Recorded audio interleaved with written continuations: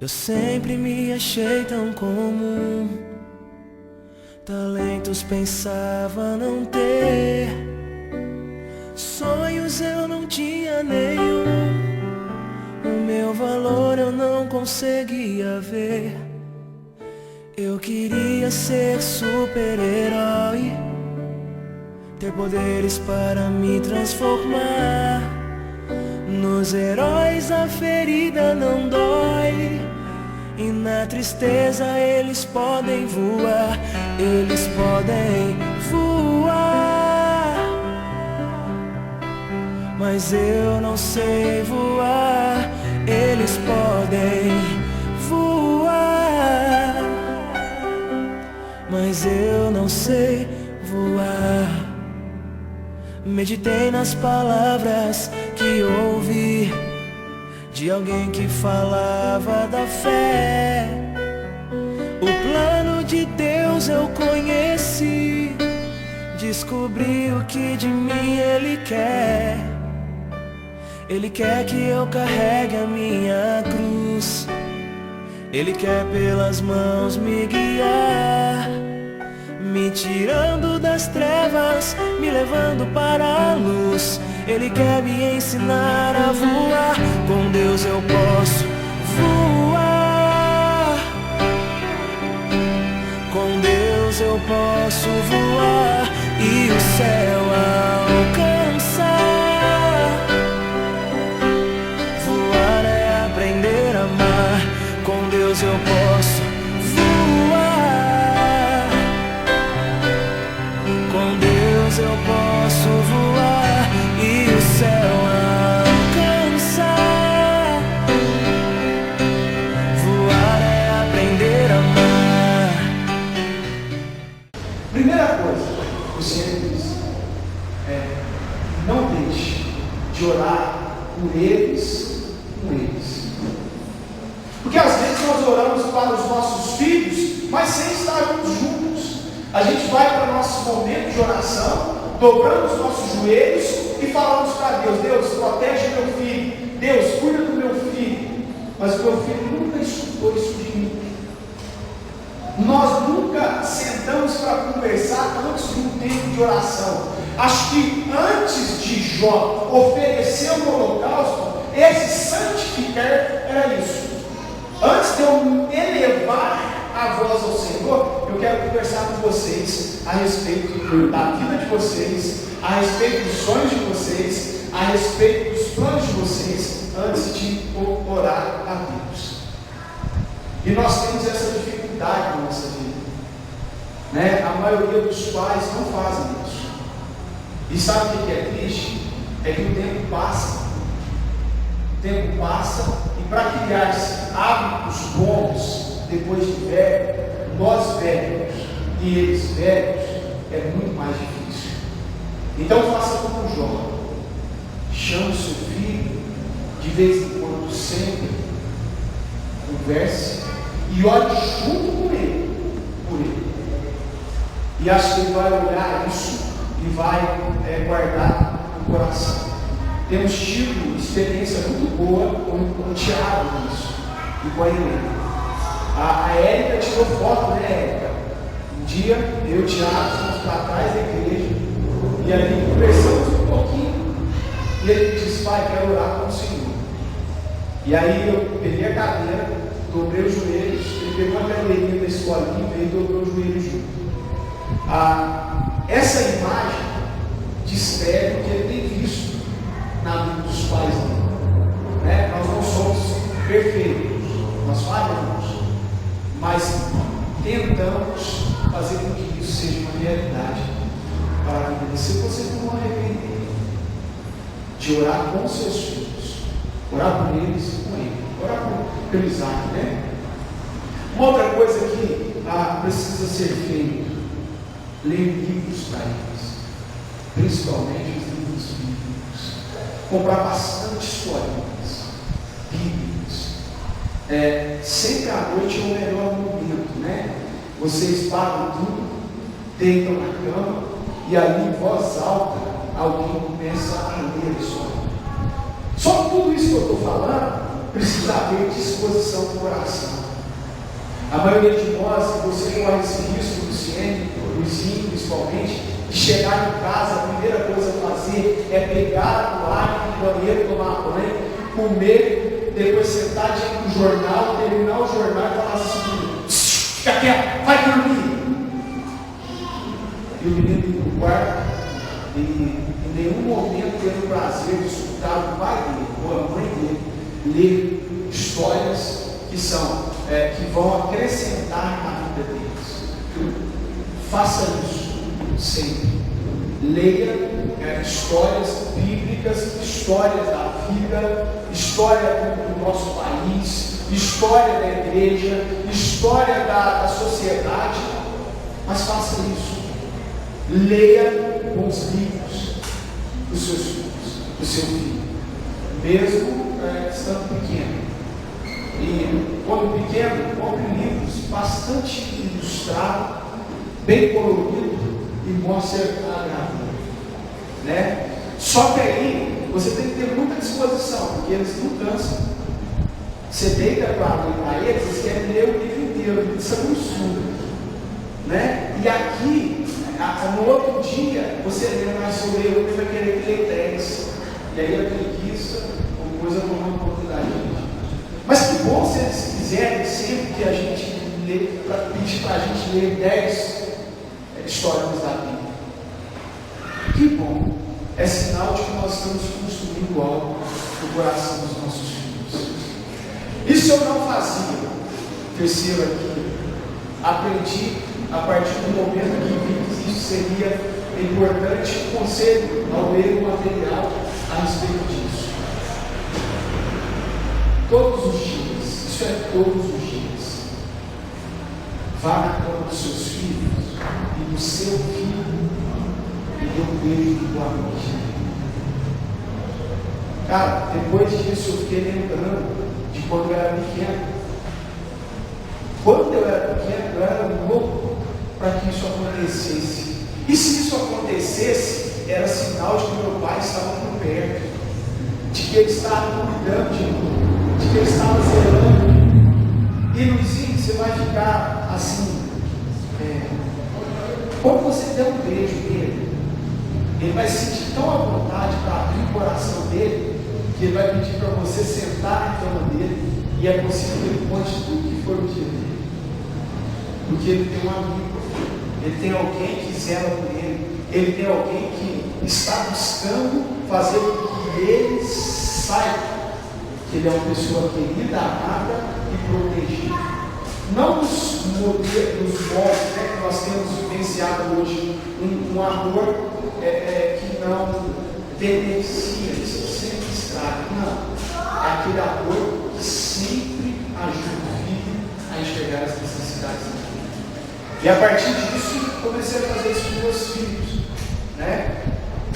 Espero eles deitar e peço beijo, e meu beijo também, para que eles possam dormir bem. Outra coisa que eu preciso sempre, leve esse menino sempre para a igreja. Vá de mãos dadas com ele e com a sua esposa no caminho da igreja. E mostre para eles esse caminho sempre. Desde agora, desde pequeno, não se canse de fazer isso.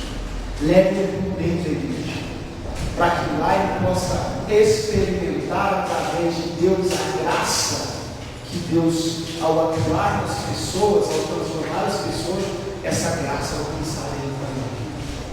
Pegue o seu filho e leve ele sempre para a igreja. E mostre essa alegria de poder conduzi-lo para este local, onde vai ter pessoas ali que vão estar aguardando ele para juntos adorar a Deus. Grave isso na cabeça do Chico. Faça ele lembrar. Porque se um dia Deus tem a misericórdia, mas se um dia no coração dele passar a possibilidade de não estar mais em comunidade, que ele lembre do quanto você e o Senhor se esforçaram para ensinar para ele o caminho da igreja. A paz que ensina o caminho do guarda, a paz que ensina o caminho da feitiçaria, a Há pais que ensinam o caminho do crime, mas não ensinam o caminho da igreja. Não deixe isso acontecer com o seu filho. Quando crescer, é responsabilidade dele, mas enquanto estiver debaixo da proteção de vocês, façam isso. Uma coisa fantástica, falei isso com o Ronaldo aqui na igreja. Façam as refeições em volta da mesa todos os dias. Não deixe o trabalho ou a televisão roubar isso da sua família. Essa é uma tradição que se perdeu. A pessoa vai lá, coloca a comida e cada um vai para um canto. A mesa é um lugar onde você conversa, onde você olha no rosto do outro, e um vai falando, o outro está mastigando, enquanto o outro engole, o outro começa a falar, e ali nós vamos conversando a respeito da nossa família. Tem que estar em volta da mesa. Um dia que falei isso com o Ronaldo, com um aconselhamento antes deles casarem, e era um casal que já estava vivendo juntos, e já tinham filhos, e eles acataram a orientação, e eles fizeram. A menina, a Joane, estava gritos,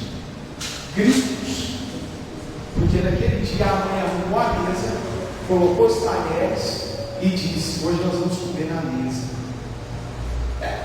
Se foi a coisa assim, pastor, essa menina dormiu vibrando, porque nós jantamos na mesa. Aí no outro dia ela acordou e: mamãe, deixa que eu arrumo a mesa hoje. Deixa que eu arrumo a mesa hoje. Nós perdemos coisas boas, que faz os nossos filhos respeitar a gente, que faz os nossos filhos saber quem nós somos. A mesa é esse local. Eu não tive esse privilégio na minha história, mas nós preservamos. Todos os dias tem que orar e tem que esperar aguardar os horários. E aí, quando você está com fome, né?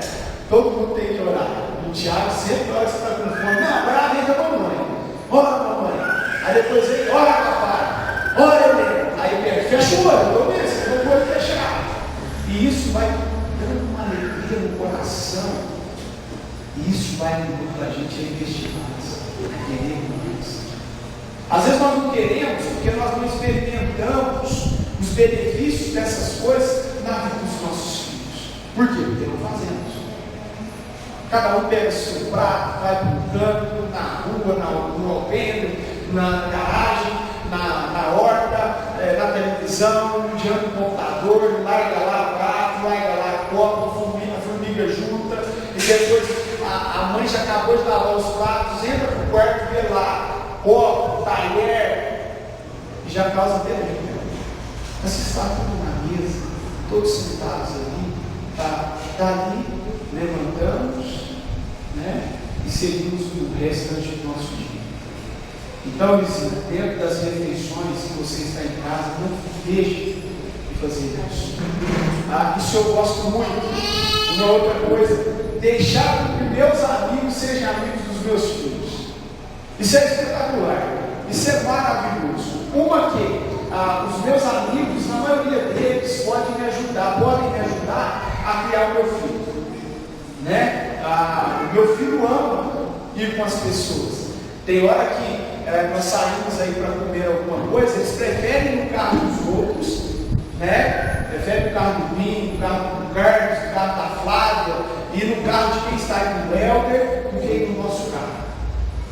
E nós amamos quando isso acontece, porque os nossos amigos são amigos dos nossos filhos também.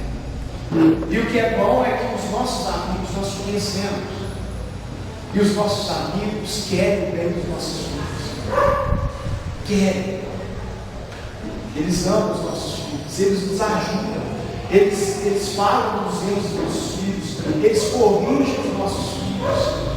Olha, isso não se faz, vou contar do seu pai, mas também eles investem na vida dos nossos filhos. Então convida o seu filho para ser amigo dos seus amigos e faça o mesmo em relação aos seus amigos, né? Promova ambientes para que isso aconteça, né? Jante na casa dos amigos e leve os filhos. É isso que eu faço. Eu não vivo em casa, não. Eu janto na casa deles, né? E se eles não convidam, eu convido. Agora, quando eles tentam convidar, eu falo, não tem. Né? E assim não é, é sempre assim. Uma outra coisa que morreu, e isso, na maioria dos lares cristãos, fazer devocional em família. O que é devocional? É você pegar a Bíblia, né? Chamar o seu filho, chamar a sua esposa, ler o texto da Bíblia, falar um pouco a respeito daquilo, orar. Só isso. E isso, irmãos, em 15 minutos você faz. E isso, amigo, em 15 minutos você faz. Mas isso morreu. E morreu nos lares dos pastores, morreu nos lares dos cristãos, morreu quase todo. Eu me lembro de uma pessoa falando assim que na casa dela, enquanto o papai não chegava da roça e não abria a Bíblia, não lia e não orava, não tinha como dormir. Então todo mundo colocava o pijama rápido e ficava gritando: vem papai, vem papai, vem papai. Porque estava todo mundo já com sono. Mas criou-se um hábito maravilhoso, porque as crianças sabiam que naquele momento era o momento onde o pai iria ler a Escritura e orar por todos eles. Acho que tudo que eu estou conversando com você, se não tudo mais grande, coisas João fez na vida dos filhos. E isso é santificar o seu filho. E isso é buscar a santificação do meu filho. Porque senão, os amigos dele, a maioria deles, você não vai conhecer. E a maioria deles é duvidoso. E acaba arrastando os nossos filhos. E Jó queria evitar isso. Discipliná-los. Maior demonstração de amor. Não cai nessa desse mundo contemporâneo, não. Que criança não pode apanhar para ter traumas, para ter não sei o quê, não sei o quê. Criança não pode ser violentada. E pode ser nenhuma. Criança não pode ser espancada. Uma criança de 1 ano e meio faleceu ontem, ou anteontem. Isso. Porque o padrasto acordou 4h30 da manhã com ela chorando. E deu socos na barriga, em que 6 ou 8 horas depois a criança estava morta. Não é isso que a gente está falando, isso não é disciplina, isso é violência, isso é perder o controle. Mas nós estamos falando daquilo que faz você mostrar para o seu filho que você ama. Uma vez, a dona Mary Ann, uma americana, no seminário que nós estudamos, contou um fato interessantíssimo. Uma menina estava na mesa com eles jantando, quando de repente aconteceu algo, o pai a disciplinou, sem colocar a mão, mas disciplinou. E ela perguntou para a amiga dela, né, para a menina que havia sido disciplinada: vixe, seu pai é nervoso, seu pai falou muito duro com você. Ela disse assim para ela: é porque ele me ama. Se ele não me amasse, ele não faria isso. Mas como ele me ama, cuida de mim, eu fiz coisa errada, então ele foi duro comigo. Sabe qual foi o entendimento? Ela disse assim: então meu pai me ama, porque ele deixa eu fazer tudo que eu quero. Então ele não me ama. Deixa o seu filho fazer tudo que ele quer. Isso nunca vai dar certo. Porque se ele fosse para fazer o que ele quer, viver do jeito que ele quer, vocês teriam ele, e aí com os animais, ele deixaria vocês ir embora, viver a vida dele. Não, Deus deixou sobre a responsabilidade de vocês, para que vocês fossem autoridade sobre a vida deles, enquanto Deus é autoridade sobre vocês. E o coração da criança, diz a Bíblia, a estutice está ligada ao coração dele, a maldade. E a maldade é corrigida com a ação disciplinadora de Deus através dos pais. Faça isso, e você não vai se arrepender em coisa mais importante como o seu filho. Mas, você já pediu perdão perdão para o seu filho alguma vez? Porque com certeza na criação do seu filho você deve ter errado muitas vezes. Muitas vezes. E falta isso de nós pais, meus irmãos. O pai não saber que a autoridade acha que ele, mesmo errando, ele está certo. Não, nós erramos. Uma vez, não sei se a igreja se lembra, eu fiz algo com meu filho aqui, no corredor. Ele tirou a camisa e eu falei assim: de quem é esse menino? E ele olhou para trás e começou a chorar. E falou para mim: não, eu vi que eu tinha feito algo errado. E ele começou a chorar, peguei ele do braço, fui para trás da igreja, pedi perdão a ele, e depois fui para a frente da igreja, de domingo, e disse para a igreja assim: eu errei. E agora eu pedi perdão para ele, e agora eu preciso me retratar com ele diante dos irmãos. E pedi perdão para toda a igreja, porque aquilo que eu havia feito foi só envergonhar o meu filho. Tinha graça em mim, eu só envergonhei ele e expus ele. Você quer pegar uma balinha? Chama alguém. Para quê? Ah, para o calenda, a mamãe vai te ajudar. E assim, nós poderamos os nossos filhos. O menino fala: mas eu não menti. E você demitiu.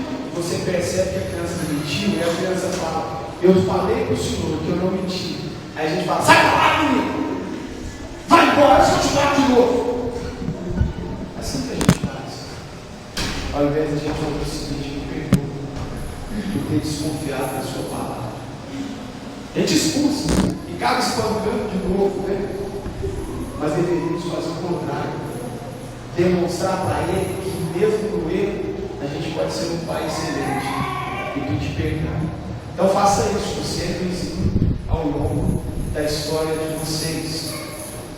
Esteja também disposto a perdoá-los, né? Sempre o coração aberto para perdoar os nossos filhos. Sempre. Nunca tranque o seu coração para ceder o perdão a ninguém, principalmente os nossos filhos, né? A fraqueza nas pessoas. Tem alguns que têm facilidade para perdoar, mas não tem para pedir. E quem tem facilidade para pedir, muitas vezes não tem para liberar o perdão. E aí, em todo momento, tece cobranças. O filho já pediu perdão, e a pessoa insiste em jogar na cara do filho o erro. E o filho já pediu perdão, e ele insiste em retomar aquele assunto e dizer sempre assim: ah, você não tem jeito. E aquele fato, naquela circunstância, o filho já se retratou e ele já pagou o preço daquilo, e ele deveria nem ser cobrado mais. Então, ame e perdoe o seu filho. Isso é tão verdadeiro, o que eu vou dizer agora. Você quer que o filho do Isaac ame vocês dois? Faça isso agora sem sombra de dúvida. Luizinho, ame a mãe do Isaac. O Senhor, ame o pai do Isaac. O Isaac vai amar vocês quando ele ver, olhar, enxergar que vocês se amam. Ele vai desejar ser igual. Ele vai querer imitar, ele vai querer copiar, ele vai querer casar com uma mulher que menos sim. Por quê? Porque na minha vida ele vai querer casar, vai querer ser igual o pai, melhor dizendo, na vida da esposa. Porque ele enxerga: meu pai me ensinou a cuidar de uma mulher.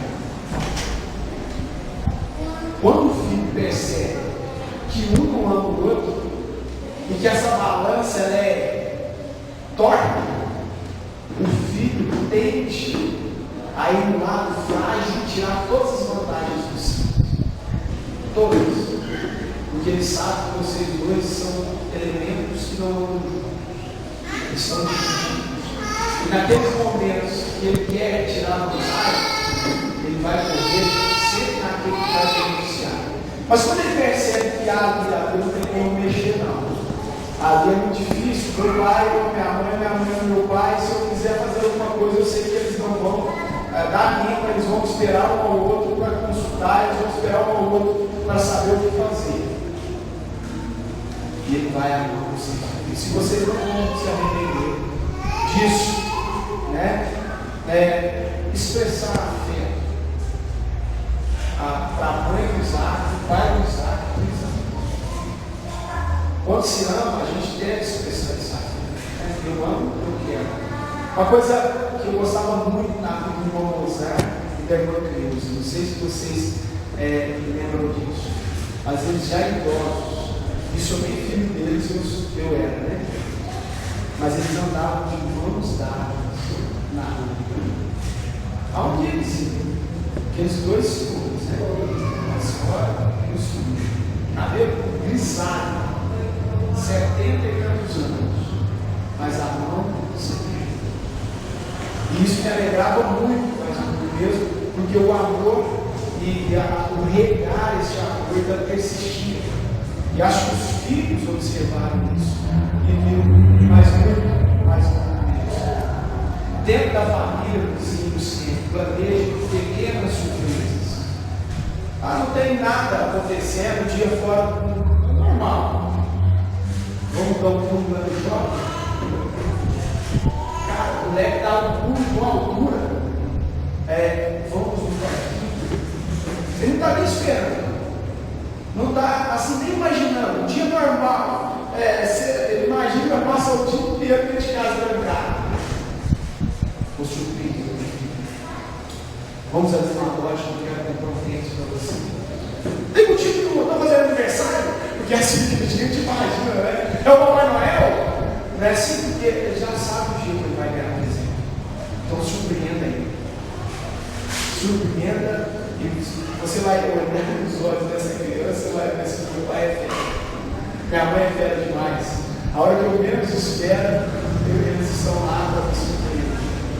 Faça isso na vida de vocês. Estou terminando, né? Isso eu erro muito. Dê muita atenção ao que os seus filhos têm para dizer, ao que Isaac tem para dizer.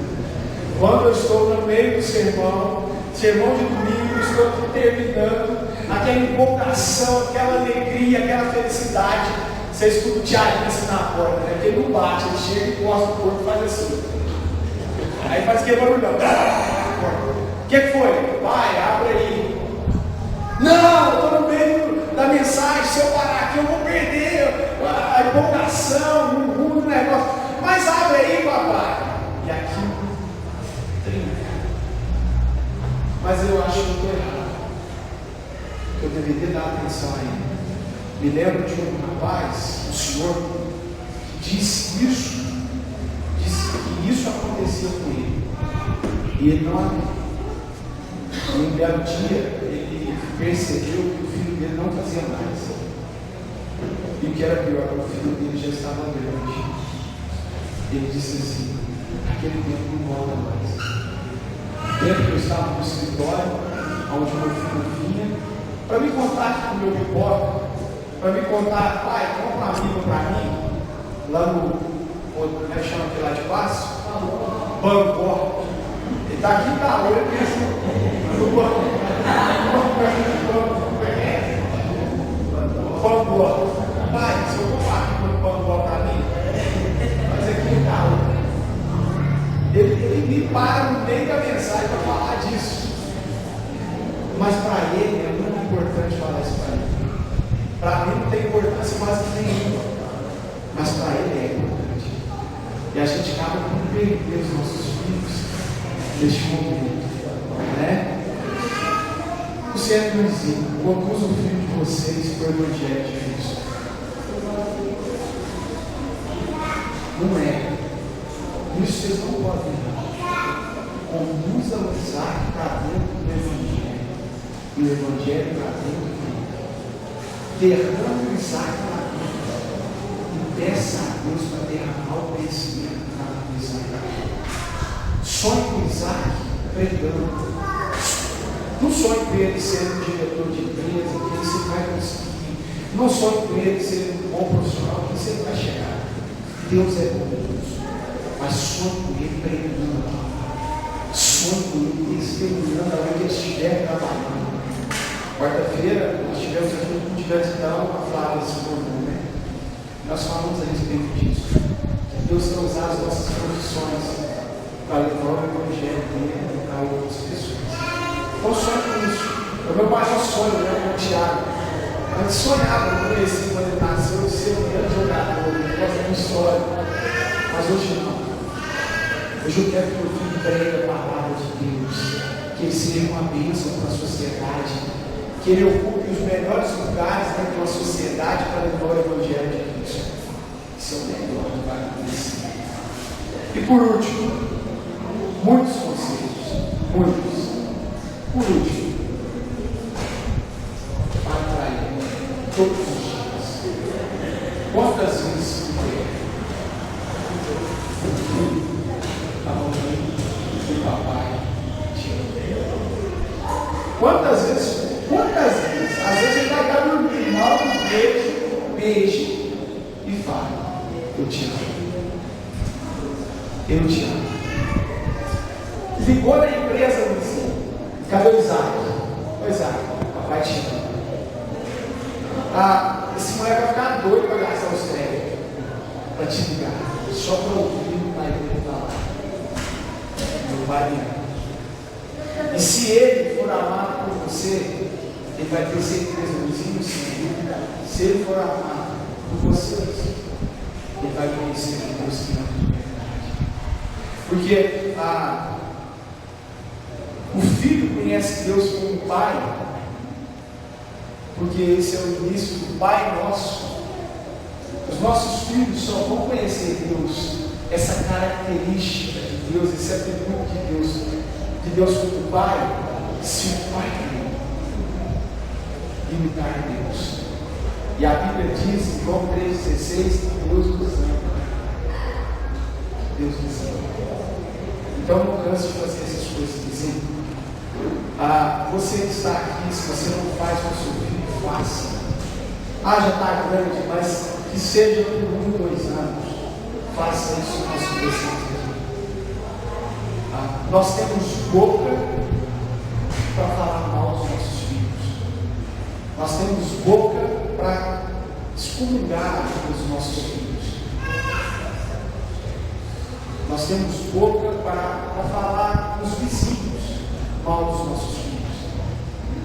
Mas às vezes nós não temos palavras para dizer para eles: nós amamos muito você.